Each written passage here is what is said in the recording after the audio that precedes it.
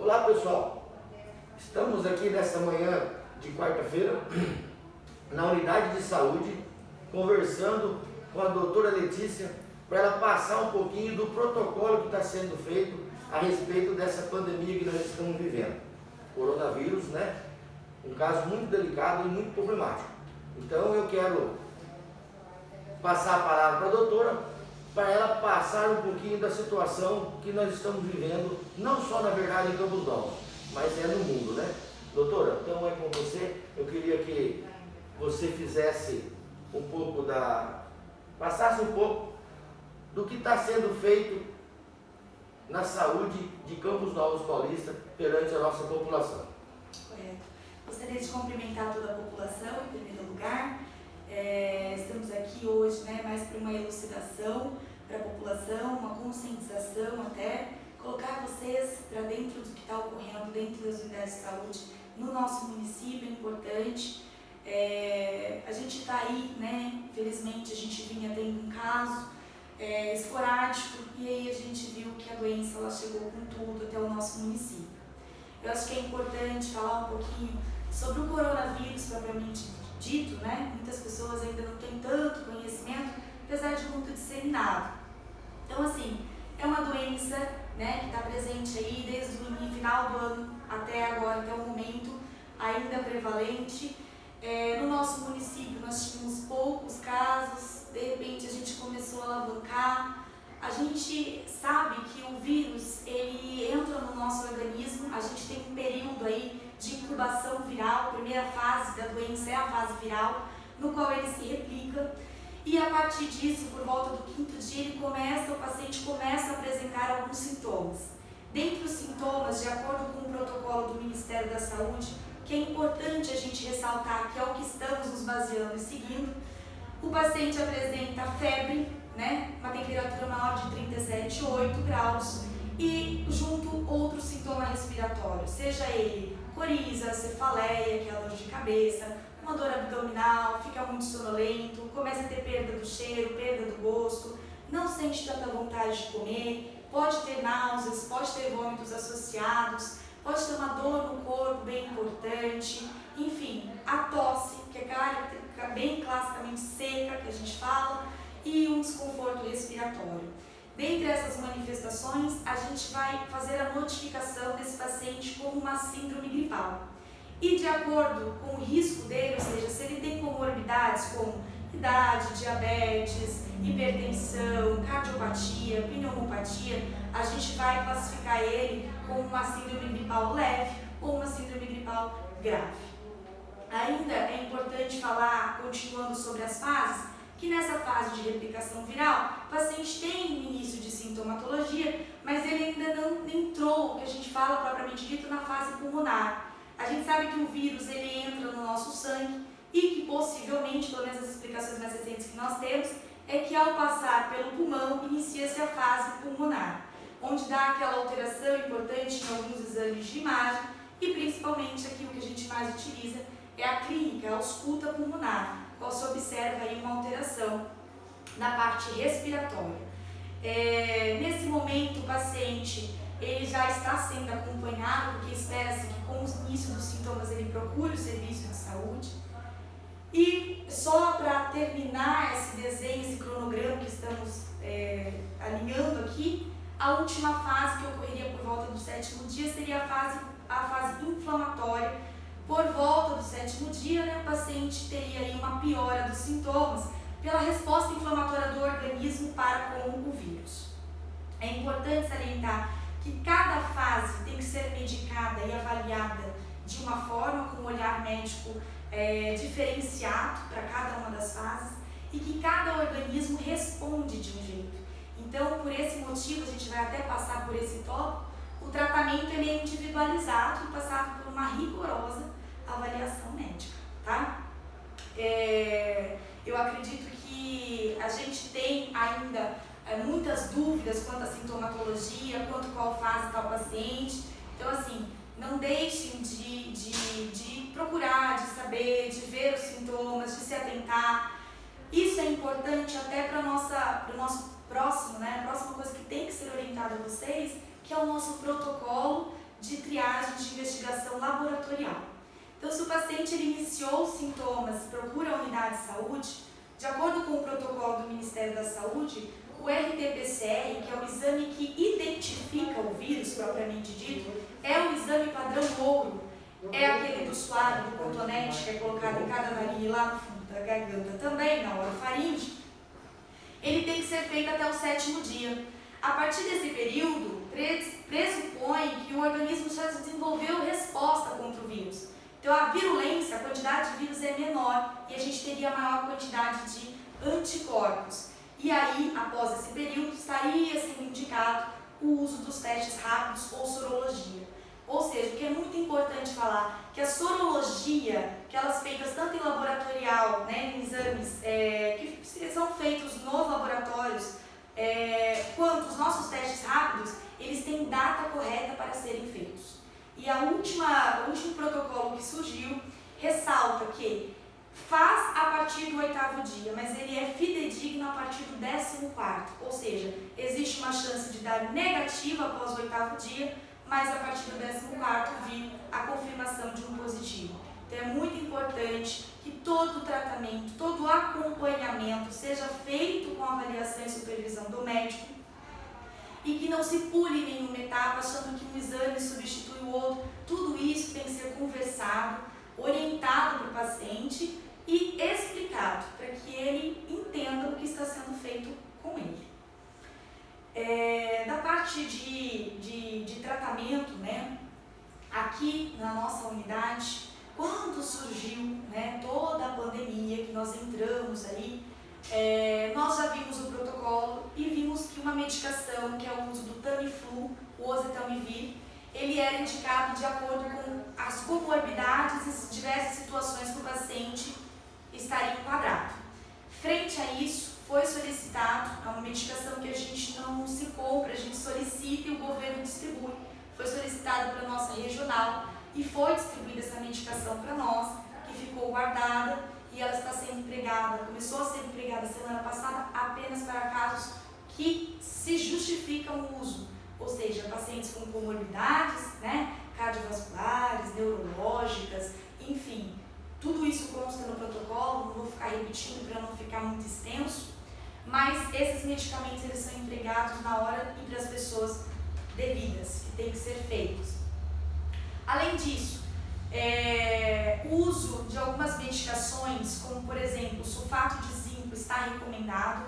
Nós conseguimos manipular a quantia que é utilizada hoje já nos grandes centros hospitalares, também faz parte do corpo clínico hospitalar, uma atenção terciária.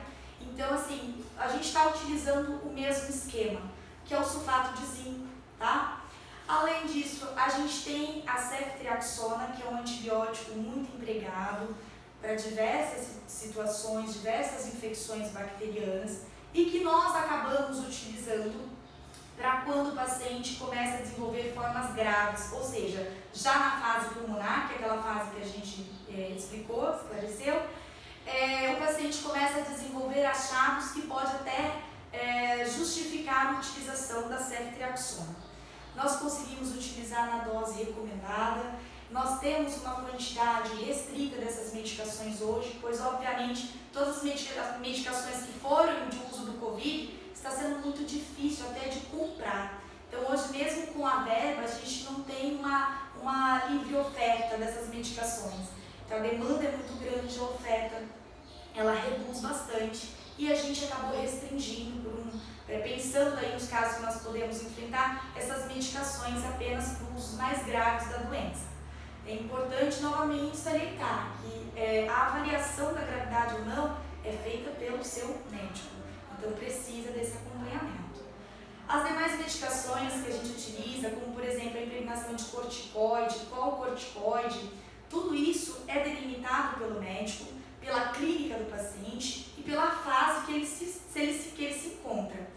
Aqui na nossa unidade a gente ainda não disponibilizava de algumas medicações que foram empregadas, mas assim, a partir do momento que foram solicitadas, nós recebemos essas medicações, todas elas são distribuídas para todas as pessoas que necessitam, que passam por avaliação médica e precisam.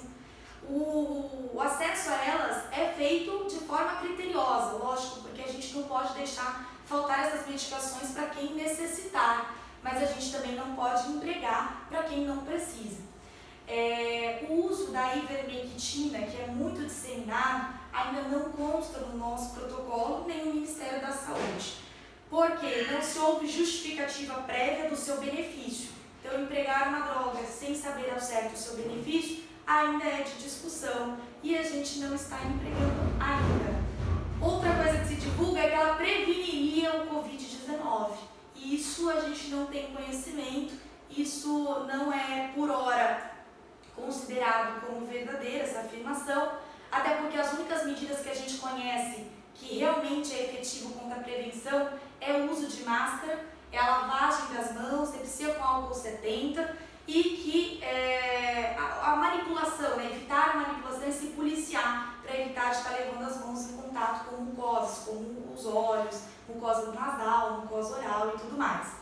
Aliás, a respeito do álcool 70, toda a população recebeu aí o seu álcool 70 para fazer a sepsia das mãos, a água sanitária, para estar podendo limpar as superfícies, porque a gente sabe que isso são medidas realmente para evitar. Então, assim, que façam, continuem fazendo o uso, porque até o momento são as únicas medidas que a gente tem que realmente preveniria a infecção pelo Covid-19.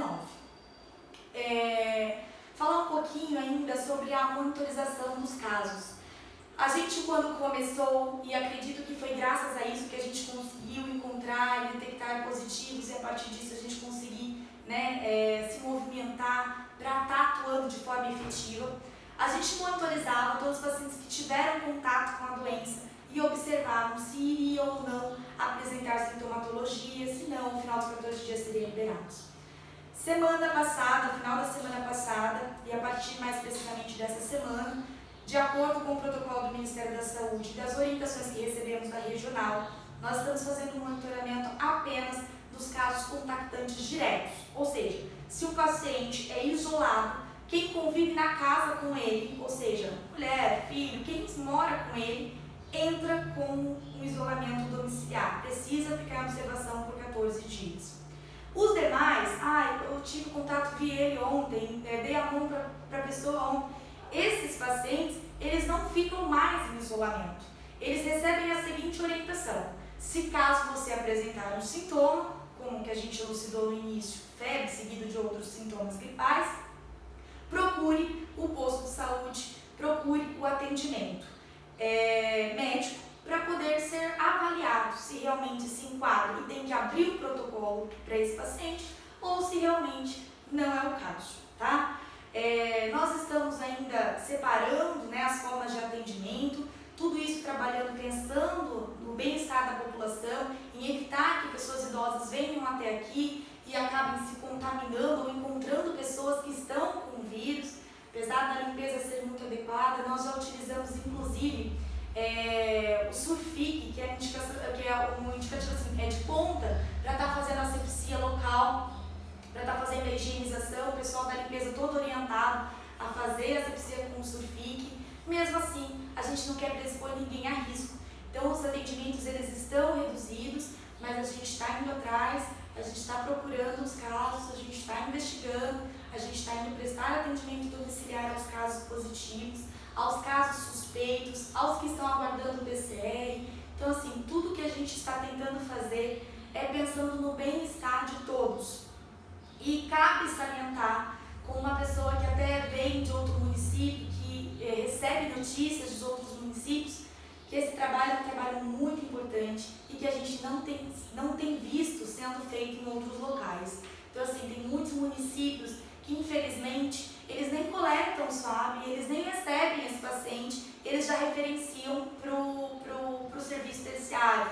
A gente tem serviços que mandam direto, ou que ainda, se o paciente está lá isolado, liga, telefona, olha, eu não estou passando bem, eles falam e orientam para procurar a atenção já terciária. Eles não prestam esse atendimento de ir até o domicílio, de ver o paciente, avaliar, de tratar. Isso é uma coisa que, graças a Deus, né, graças à organização, à administração, né, do nosso município, nós estamos conseguindo fazer também, e muito bem, tá?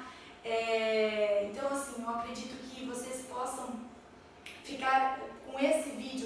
mais tranquilos quanto ao ponto de estar sabendo o que está se passando. Esse é o grande objetivo do vídeo, informar a população, para ela se conscientizar. Peço encarecidamente que só procurem o serviço de saúde se realmente estiverem precisando, ou seja, se realmente estiverem com aquele problema de saúde que precisa de atendimento naquele momento, tá? Para que não tenha tanto risco de disseminação da doença. Nós temos pacientes internados, temos pacientes que estão evoluindo um pouco mais sério, temos pacientes que já estão curados, temos pacientes de todos os tipos. Isso mostra que nós precisamos se conscientizar que o tratamento é individualizado, que cada um responde de um jeito e que tudo isso precisa da avaliação do seu médico para com você, da discussão do seu relacionamento para com o seu médico, para que você entenda isso também, né? Eu acho que ademais seria mais isso. O senhor prefeito quer acrescentar algo? Vale lembrar também que semana passada a gente realizou teste no pessoal, em toda a equipe da saúde e uma parte do pessoal da administrativo também. Mas nós já estamos providenciando mais testes para a gente estar realizando em todos os setores da Prefeitura Municipal. Acho que é muito importante. A gente gostaria de fornecer até para a população toda, mas está muito difícil, na verdade. Nós vamos fazer conforme a doutora explicou o protocolo, ninguém vai ficar na mão, todo mundo vai ser atendido. E é isso aí, pessoal. Muito preocupado com a população, muito preocupado com a situação que nós estamos vivendo. Infelizmente, nós nunca imaginávamos que ia viver isso, né, doutora? Não esperávamos. Nunca esperava um negócio desse, mas infelizmente estamos aqui para ser instrumento de Deus, na verdade. Doutora, é isso daí que a senhora tem que passar? É isso. Então, pessoal, muito obrigado pela atenção. Espero que vocês curtam ou esse vídeo para que possa entender um pouquinho da situação dessa pandemia. Como vocês sabem, o trabalho nosso é em prol da população e aqui o trabalho não para.